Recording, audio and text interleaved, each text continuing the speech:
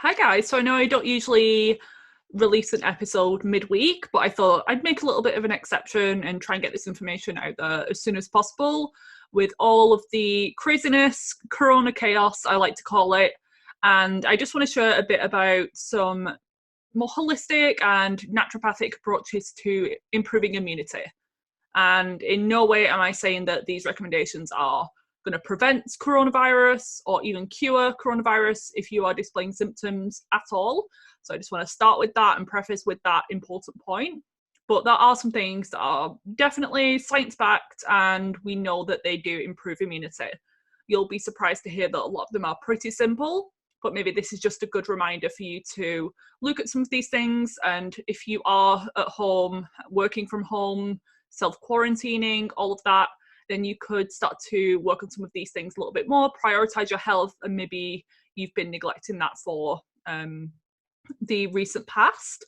So this has been highly requested as well. I did a little poll on Instagram stories the other day, just checking with everyone, like, what are your thoughts? Do you want me to just continue with hormone and gut health information as always? Or do you want me to put out some information on immunity and on viral infections? Because I don't know if it's just the people who I follow, but there was a lot of noise and I just didn't want to add to that. There's already so many posts on these types of things, but you voted, and I think around 95% of you said that you do want more information. So I'm happy to provide that. And I admit, maybe like a couple of weeks ago or up to a month ago, when it was all happening in China and in Asia, I didn't really think it was going to spread as fast as it actually has. So I do think there is still a huge media hype around it, which is kind of fueling the problem. But I do understand that it is affecting people, even people who I follow on social media, like Organic Olivia.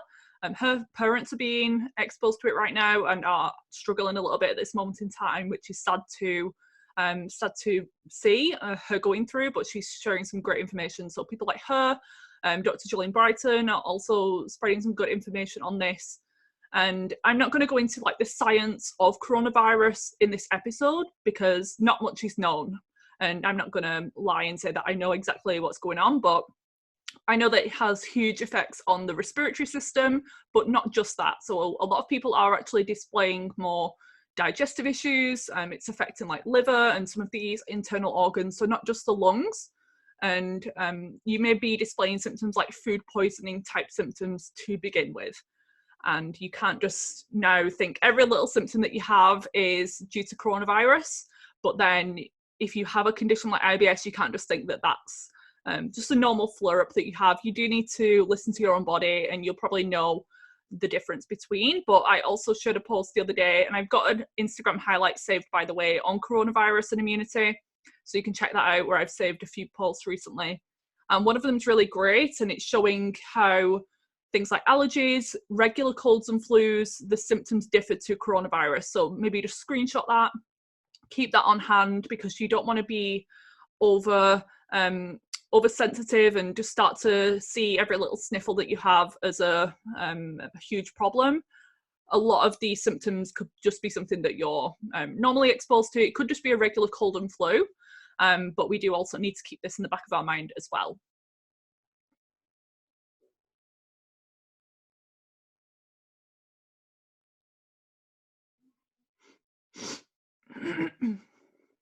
And this is a virus that's believed to have come from bats and ended up in humans.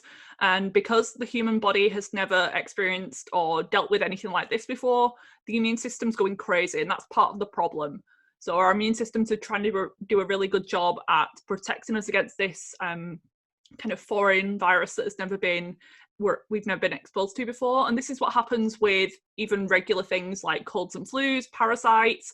It's not actually the organism a lot of the time that's driving the problem, it's our immune system. So that fever that we get, that coughing, that inflammation, that kind of anxiety and low mood and fatigue, it's usually due to our own immune system and the symptoms that it causes. So our body's trying to fight it off, but doing that, it can start to damage some of our other organs as well. And I'm sure you have been aware of the symptoms of coronavirus and some viral infections. And the biggest ones to look out for would be a cough, high temperature, shortness of breath. And there's no specific treatment at the moment for coronavirus at the time of recording this, so mid-March. But treatments that are designed to relieve the symptoms at the moment. So when people are in hospital, they're just trying to keep them as healthy as possible until they hopefully fight the infection naturally. But no drugs or viral treatments have been developed just yet. And it is typically affecting more seriously ill people and the elderly, whereas younger people, especially children, don't tend to be displaying symptoms, but we are kind of the carriers or the vectors of this as well. So this is why it's been recommended that everyone socially distance and tries to isolate themselves and not go to these large events, not because they're trying to like be fun sponges and make you stay in your house. It's because young people, although they seem healthy and don't display as detrimental effects of the coronavirus, we are actually the carriers a lot of the time. So we don't want to be putting our community and our elders and the immunocompromised people at risk.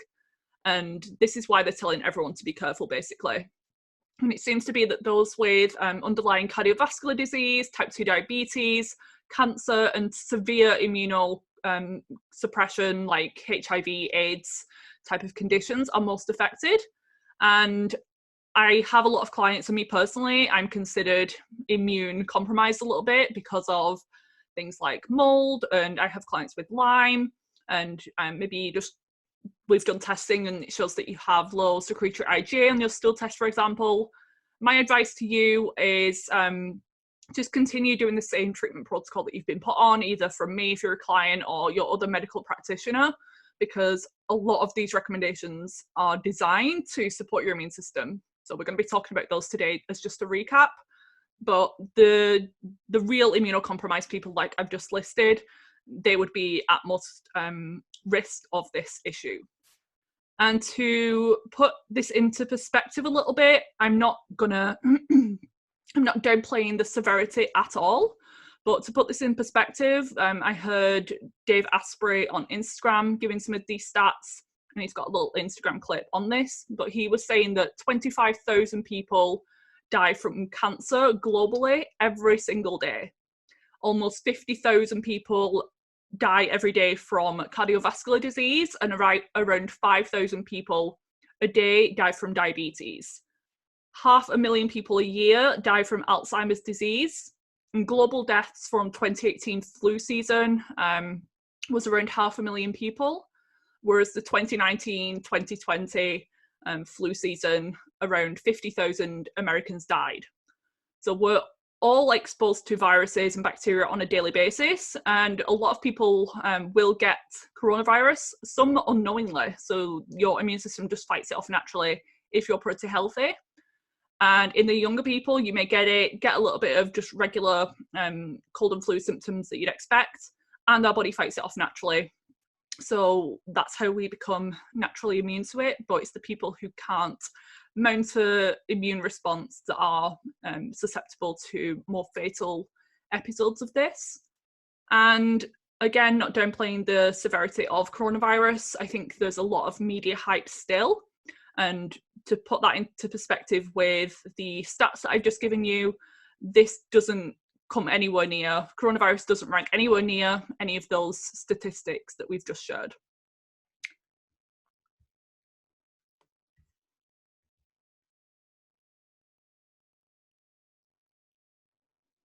And as I was reflecting the other day, and just looking in my local community and people writing on Facebook and things, I had a very, very, very bad chesty cough and respiratory distress and illness before Christmas, as did many others who I used to work with and like friends and family nearby. And there are some speculations as to whether this was coronavirus. Again, this is just my thoughts and what other people are saying. It's definitely not fact. And I didn't go to the doctors because I don't really do that too regularly unless it's absolutely necessary. And many of these people did, and they weren't testing positive for just regular colds and flus. So it could have been something similar. Who knows? I'm just speculating. And always is recommended, speak to your practitioner with any of these recommendations that I'm going to give.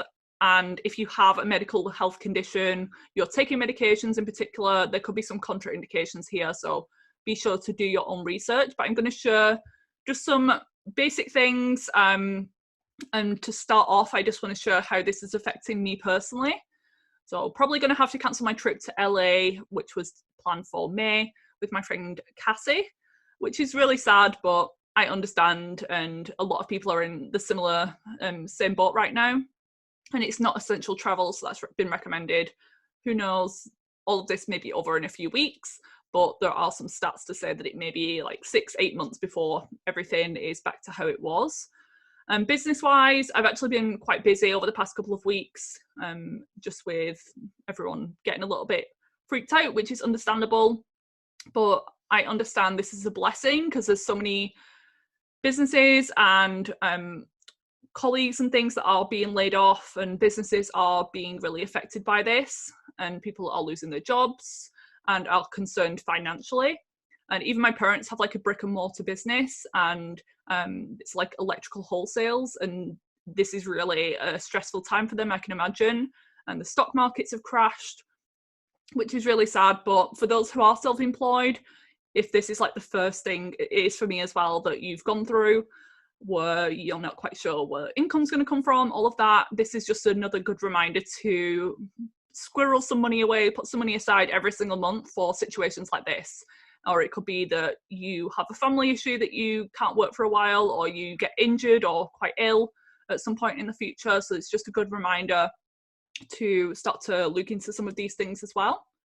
And I understand this is difficult if you're just starting out in business and may not be financially able to just fuel your day-to-day needs, but in the future, as you start to earn a little bit more, putting some money aside. And where I live in the northwest of England, so like the Manchester area, we're not in quarantine just yet. I think there are some schools that are still open. I'm guessing they're probably going to be closing over the next week or so. Same with gyms, still open at the moment. Shops are running low. The last time I went in on a lot of food, and particularly the not so great types of food, which was a bit frustrating to see. But the good thing for me is that all of the healthy staples and groceries that I usually buy were still all available. But yeah, like crisp and chocolate, alcohol, biscuits were pretty much sold out, as were meat and fish, which is good to see. And vegetables actually were all sold out. And health-wise, I still haven't moved, so I'm in still the mouldy, water damage building, and I just did some recent testing and my immune system is still very compromised, so I am a little bit concerned. And my mum is also asthmatic, so I'm dosing her up on all of these remedies as well. The mold toxin that I have is called mycophenolic acid, and this is derived from penicillium type of mold species. And this is actually used as a pharmaceutical drug to prevent organ transplant rejections, which is designed to suppress your immune system. And to combat that a little bit, I'm doing all the things I usually do. Nothing's changed too much. I have upped my coffee enemas from once a week to like 3 to 4 times a week. That really helps with glutathione levels, clearing my bile, which is antibacterial to the gut and just strengthens your immune system. And some of the supplements I'm going to share today I'm taking, I just did a whole order, like a double dose, just in case they all get sold out.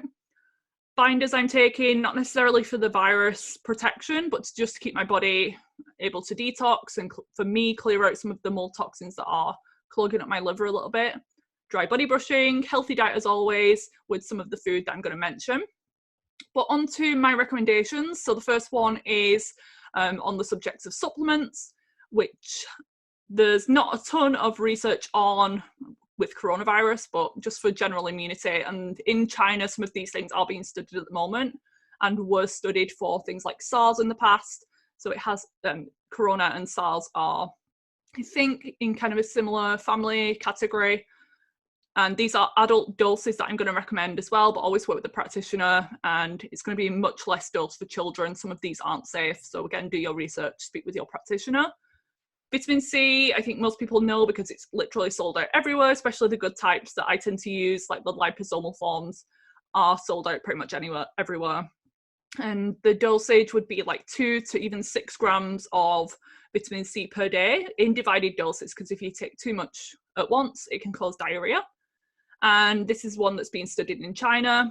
Even IVs would be absolutely amazing if you have access to those. Most people don't, and some of these spas and clinics that offer these are closed at the moment, but IVs would be an amazing thing if you have access to that.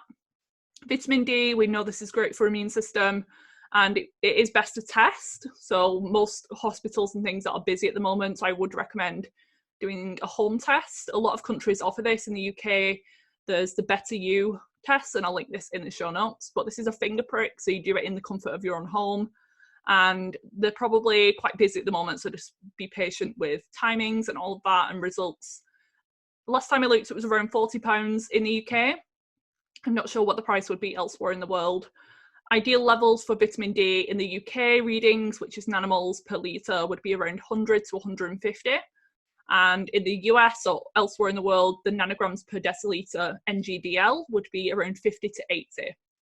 So if you are severely deficient, so we're coming out of winter now, it could be that your vitamin D, if you haven't been supplementing or have some health issues, your vitamin D could be tanked, and that's just putting you at risk of not just viral infections, but bacterial infections, low mood, joint pains, all signs of vitamin D deficiency. But you really need to know exactly where you are to get the correct dosage, because too much could be a bad thing. Zinc is another one. They've actually done studies on zinc combined with malaria drugs, and this stops the replication of RNA in viruses. 40 milligrams a day is kind of the upper limit, 50 milligrams in some cases, and even zinc lozenges could be good if you have access to those. And if you lie down and let the lozenge dissolve in the back of your throat rather than just swallowing it, that can really help. And remember, like, the oral microbiome and the way that a lot of these viruses are being transmitted is through saliva and breath and airborne. So if you protect your throat area and your nasal passages, then you could be reducing the exposure as well. Vitamin A, and we're not talking about beta carotene here, we're talking about the active like retinol. And in just regular illnesses, and when you feel like you're coming down with something, you can do like a bit of a mega dose. This isn't to be taken for longer than a couple of weeks, absolute maximum. And again, check with your practitioner. Don't do this if you're pregnant or trying to conceive. And even with children, you don't want anywhere near this type of dosage, but something like 50,000 IU twice a day for up to a week can be really effective at supporting immunity. And interestingly, vitamin A also helps to increase lactobacillus in the gut, which is a key beneficial bacteria that helps to protect us against all sorts of things. Pro and prebiotics, so you can supplement with things like lactobacillus. I'm not the biggest fan of doing that. I just see more benefits anecdotally and clinically with my clients with spore-based probiotics. So the brand that I really love is Megaspore. I don't want to say this information in case all of the stock gets sold out and I want to use it, but I'll be kind and I'll share what I really enjoy. But I'm guessing they're going to be pretty low on stock at the moment. But these are the spore-based probiotics that actually implant into the gut, and they can really make a huge change and can help with immune regulation. So if you're too overactive or too underactive, they're kind of like adaptogens in the gut. And the food for probiotics would be prebiotic fibers. So obviously food-based ones with certain fibers, cruciferous vegetables, garlic, onions, all of that. But you can get prebiotic powders. Again, microbiome labs who create the Megaspore products do a really good prebiotic powder, but go low and slow with this, especially if you've got digestive issues. It can cause some adjustment period type symptoms with gas, bloating, a little bit of loose stools, but it should settle after a while, and I see that being quite well tolerated. Adaptogens, holy basil or tulsi in particular has been shown to help T helper cells. So these are the immune cells that help to balance things out. So if you're a bit overactive, underactive, like I just mentioned, and all these adaptogens are also supportive to the adrenals and the stress system. And with everyone being on high alert, major anxiety, fear, all of that, it can just be something that we all need to increase this type of stress support. Ashwagandha comes into that category, ginseng comes into this as well, but rhodiola in particular is another one that can help with endurance and also hypoxia. So it can help to prevent hypoxia in certain people, which is a common effect of coronavirus as well. Elderberry, most people are aware of for supporting immunity throughout the winter, and this can help with suppressing viral replication and preventing viruses from actually entering cells. Licorice, be careful with blood pressure, high blood pressure, medications, all of that, because it can increase cortisol and blood pressure in some, but it's a great antiviral, and it's like a mucilaginous herb, so it's kind of soothes and coats the gut and the respiratory system in particular. And one of the enzymes that coronavirus is targeting is the angiotensin converting enzyme 2, I think it is. Don't quote me on this, but this is one that blood pressure medications can target. So in some people, licorice can be very helpful because it also supports this enzyme as well. Astragalus is, I think it's also considered an adaptogen, but this is great for immune support. It lowers something called TGF-beta, which is a group of cytokines and proteins that affect cell division and growth. I love herbal teas, so you could get some of these in tea forms or loose leaf or tea bags, and I sometimes brew a big pot of tea, put that in a flask and sip on that all day long. This is sometimes easier when you're at home. You can get up and make a drink quite frequently, whereas if you're in the office, sometimes that's frustrating and you don't have access to these things. Or you can even let it cool down and have it cold and just support yourself throughout the whole day. And herbs like thyme, holy basil or tulsi, nettle, ginger can all be consumed in tea form. So just another way to hydrate yourself and get in some more immune support and antioxidants rather than just drinking plain water. Colloidal silver is another one that you can gargle with. You can use topically. You can disinfect your hands with it. Use it as nasal spray sometimes. So I recommend everyone to have a bottle of colloidal silver on hand as like a first aid kit, because it really comes into use in a lot of different ways. And you can sometimes nebulize this, so inhaling it into the lungs, but I really would work with someone on this because it can cause some damage when done incorrectly. Glutathione and NAC, think of quality here, because some capsules contain glutathione and they aren't well absorbed at all. So the ones that I like to use is liposomal glutathione. This is another one that's pretty much sold out everywhere, especially the good types. NAC you can get in capsule form, and this is a precursor to glutathione, which is the master antioxidant of the body, provides good levels of sulfur, which is important for liver detoxification and just free radical damage, supporting our immune system. Some people with sulfur sensitivities really don't do well with either of these, or you need to start very slowly, especially if you're quite toxic or have issues with sulfur sensitivity. Maybe you have a molybdenum deficiency. So if you do start to get headaches or itchy skin or feel a little bit off when taking these, consider a molybdenum supplement alongside. Go very slowly, but they can be very effective. Medicinal mushrooms, I actually have a blog post on this and I'll link to that in the episode show notes as well, so you can swipe up to view them. But cordyceps, reishi, chaga, turkey tail, these have been known for centuries to support immunity and help with bacterial infections, parasites, viruses. A really good company is Four Sigmatic, which should be available pretty much worldwide. You can get these in tea form. They do blend some of them with coffee. So if you're fine with coffee, this could be a good option as well. Tastes really good. And they mix them sometimes with matcha and golden milk. So it's just a nice way to get them in. Or if you have access to them fresh, I don't where I live, but I know that some certain farmers markets have some of these medicinal mushrooms on hand, but so effective. And I highly recommend the medicinal mushrooms if you tolerate them. I know some people with histamine issues don't. Bee products, propolis, manuka honey, bee pollen, royal jelly. Again, other things that have been used for hundreds, if not thousands of years. There's an amazing brand in the US that I've heard good things about called Beekeepers Naturals.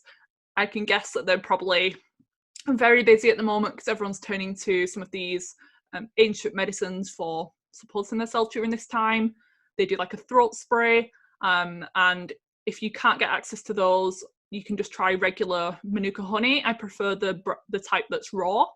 From Wetherspoon, I use it on my face, I use it on cuts and burns and acne breakouts, but you can take it internally as well with like a ginger tea or just by the spoonful. And this has got amazing support and enzymes and minerals, which could be really helpful. Colostrum and immunoglobulins. Some people don't tolerate the dairy, even though they are usually well tolerated for those with lactose sensitivity. And it removes, a lot of the time, the processing removes casein, which is an inflammatory and potentially immune-provoking compound in there.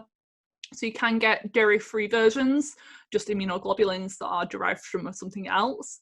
But colostrum is part of the immune factors that are passed on from mother's milk. This is from a cow-derived source. So if you are vegan or vegan, you may not do well with this or want to take it. But these immunoglobulins act like soldier cells in the system. So they protect your immune system, they line your gut, and they can kind of kill off some of these things that shouldn't be in the system. And last one is nasal sprays. So I said the colloidal silver one could be used as a nasal spray quite effectively. And I was already using something called X Clear, which I'll link to as part of my mold detoxification program, because mold can affect the sinuses and can lead to something called MARCoNS. I'll not go into this just yet, but looking at the ingredients and everything, I believe that it could also be really good for protecting against immunity, because it's got grapeseed extract in there. And you can also use neti pots with saline, so just salty water. Some people use essential oils. Just be very careful with those as well, because they can be quite strong. And you just want to rinse the sinuses, and that protects you against colonization from some of these things.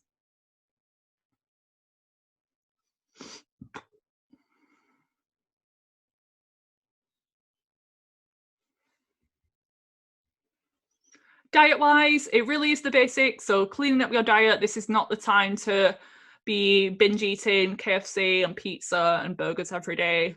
Ditch the junk food and alcohol as well if possible, because we know that some of these refined sugars and trans fats really suppress the immune system and cause a lot of inflammation. So just try and do your best with your diet, and just limit some of these things. It doesn't have to be forever, but if you're trying to protect yourself and others around, really try to eat the best diet that you can. There are some specific foods that we know, again, help immune system.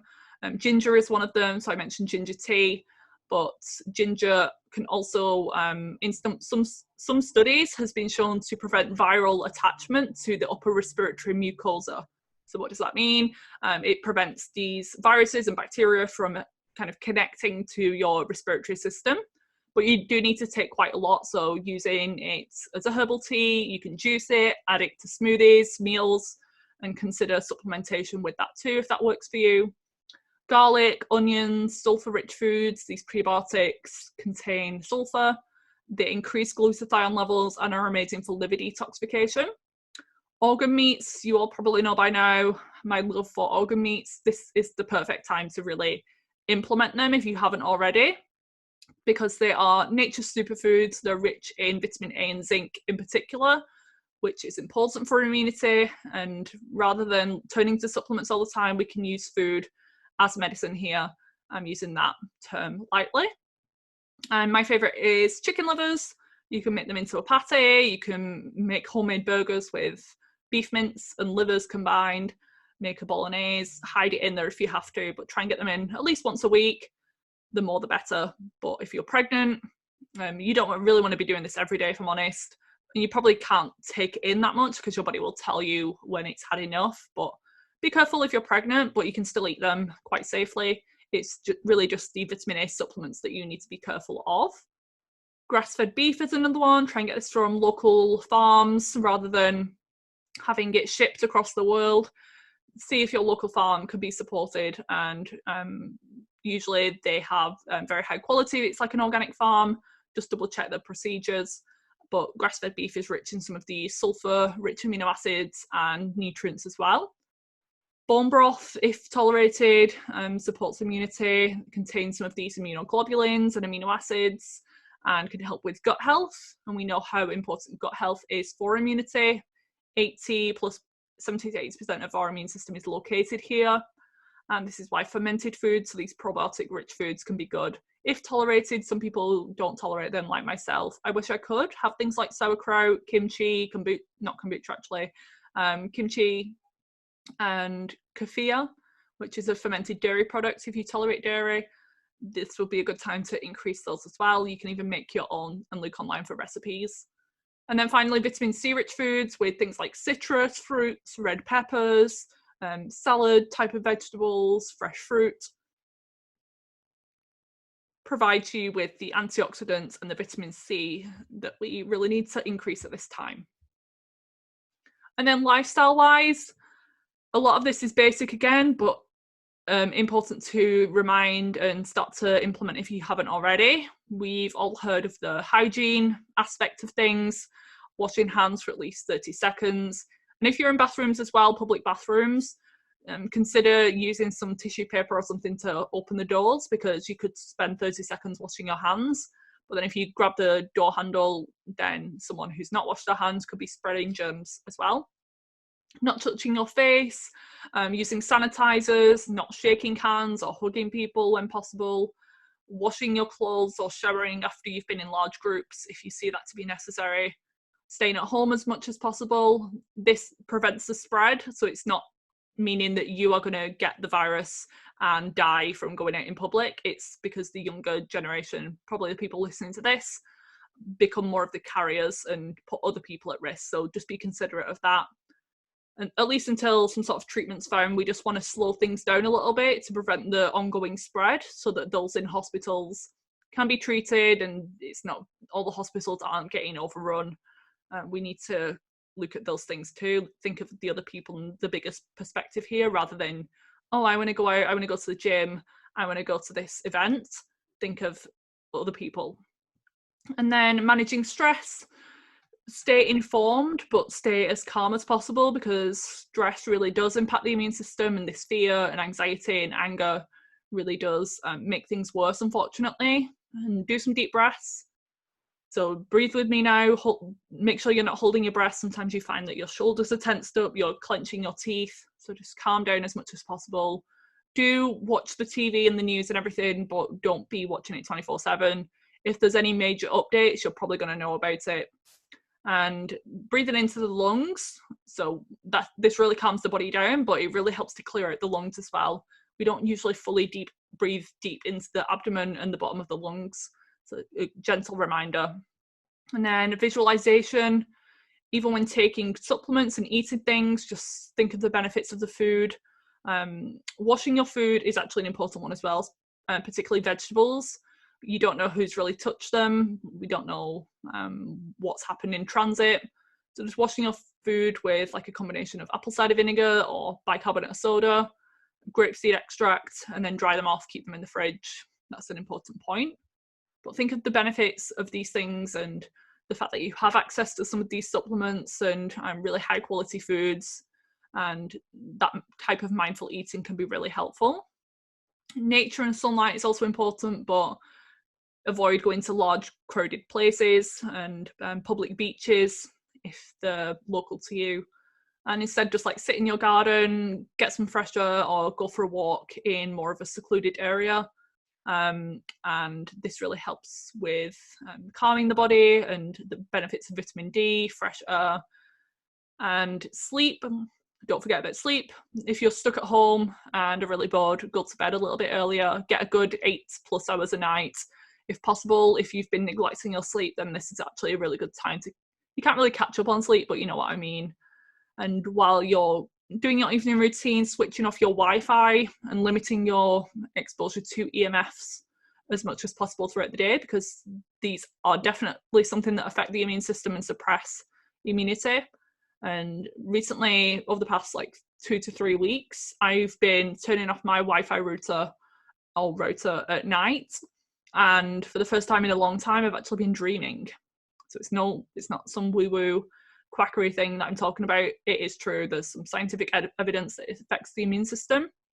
So we want to try and do everything that we can to stay strong especially while we're asleep, because we can't not have internet and things. And if you during the day have your internet off, probably the next door neighbour is going to have it on. So we're always exposed. So if you can control your home environment, and at least at night while we're sleeping, you're not using the internet in the night, hopefully, but try and do this, and I think this will be really helpful.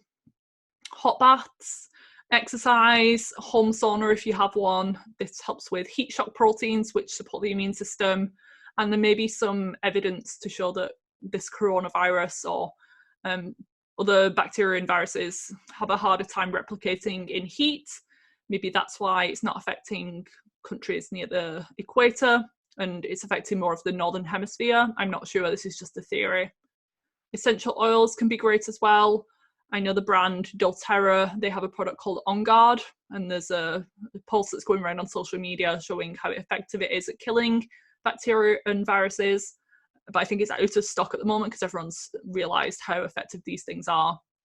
But you can clean with essential oils, you can inhale them, use them topically with a carrier oil, or just diffuse them in the room. Home workouts can be good as well. So if your gym's closed like mine, I think it's planning on closing soon, or you just don't want to put yourself at risk or put others at risk, you can do YouTube video workouts. You can buy like an online workout guide or thing that you've been putting off. Get some resistance bands, or just use like some cans or something out of the cupboard. HIIT sessions, really easy. Get in your garden and do something, even if it's a little bit chilly.